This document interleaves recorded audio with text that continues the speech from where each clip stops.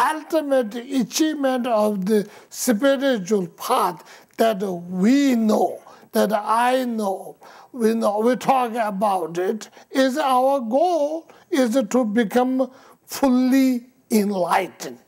To become Buddha, we call it, but doesn't mean become the Buddha of the historical Buddha, not becoming that person. But becoming Buddha is the omniscient mind, or the total knowledge of mind. Our mind becomes oneness with the data of total knowledge.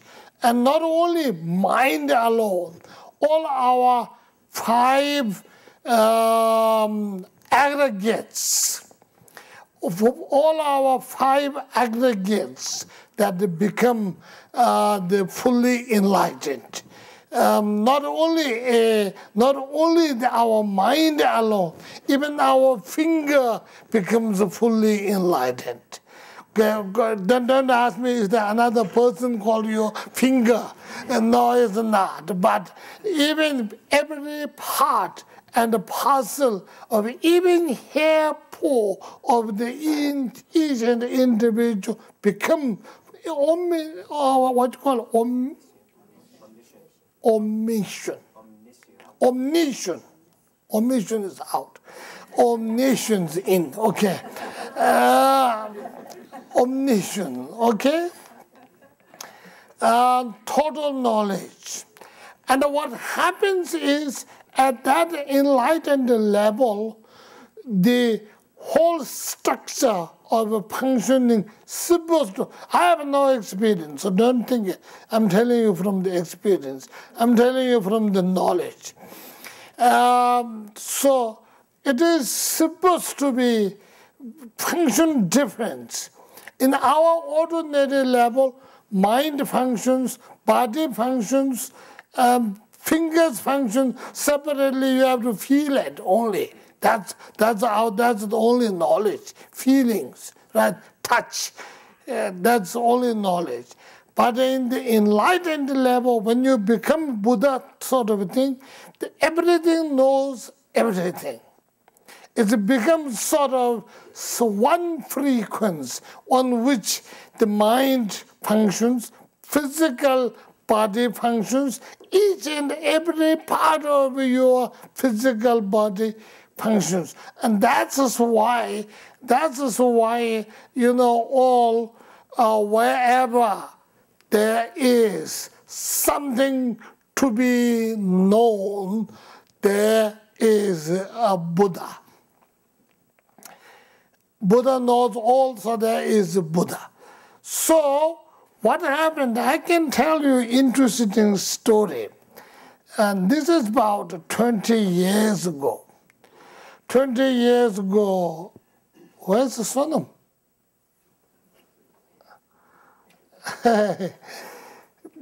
Sonam was there. Sonam over here, our Sonam, from Chicago.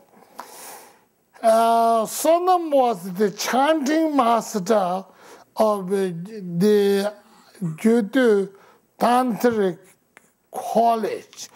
And you hear all that recording that going with the Grateful Deads, those 20 years ago, and all his voice and all of them. Sonam was there, and that time, first time, it is some kind of big showbiz in the St. John's Church, in that big one in New York, St. John's Cathedral.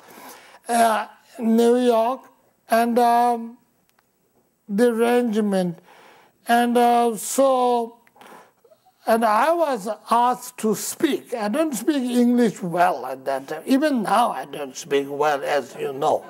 I don't even know what omniscient or omission. So that tells you that is, that's my exam. So that's how I felt. So anyway, so I was supposed to speak, and then Thurman was the one who was managing, and Richard Gay, was the one. Richard Gere was worried that I'll speak a long time. He kept on saying, 2 minutes, 2 minutes. And Thurman told me I'm supposed to go up there and speak about it, Jango Lama Tsongkhapa. Because that was Tsongkhapa's day anyway. Speaks about Tsongkhapa and then burn the candle, light the candle.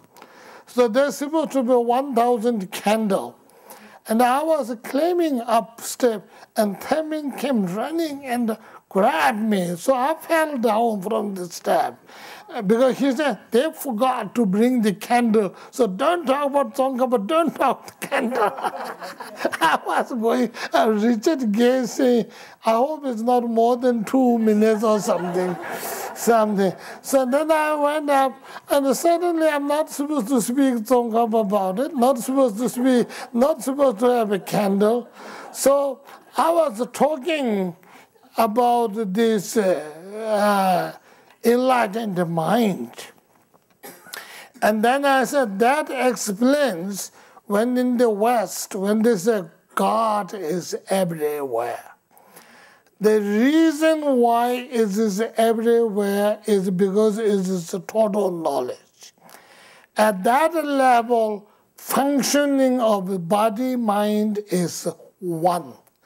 So wherever their mind is, their body is. Wherever their body is, their mind is.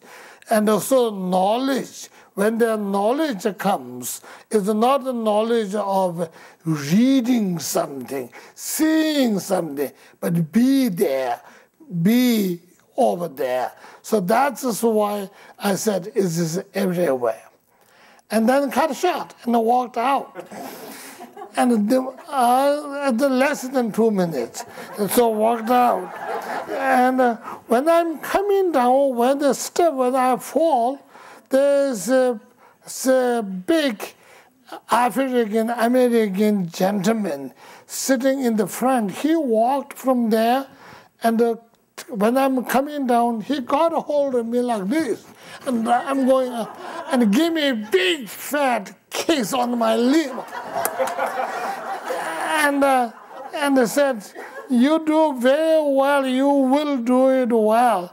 You're like a Southern Baptist minister's returned here. And I don't even know what is that supposed to be. I said, is this a compliment or what? He said, of course it's a compliment. It happens to be some kind of letter they told me, bishop or cardinal or somebody. Yes, so he was happy because the way I explained the God is everywhere. And so that is how the lineage is all about it. Ultimately, we trace to the Buddha level. I mean, just because of Buddhist, technically I call it Buddha. If you want to call it God, fine. For me, there's no difference between God and Buddha. But what is the difference is not a monotheist.